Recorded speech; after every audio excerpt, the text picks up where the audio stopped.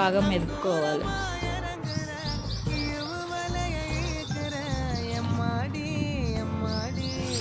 అలా తాలింపు బాగా వేగిపోయిన తర్వాత దాంట్లో ఆనియన్, పచ్చిమిర్చి వేసి కలుపుకోవాలి. అవి కూడా బాగా వేగిన తర్వాత మనం మెదిపి పెట్టుకున్న పప్పును వేసి బాగా కలుపుకోవాలి. ఆ పప్పు 2 పొంగులు వచ్చిన తర్వాత స్టవ్ ఆఫ్ చేసుకొని సర్వ్ చేసుకుంటే మునగాకు తోటకూర పప్పు రెడీ.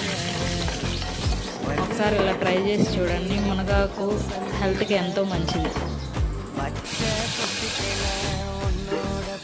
తోటకూర తినడం వల్ల బాడీలో హిమోగ్లోబిన్ లెవెల్స్ పెరుగుతాయి.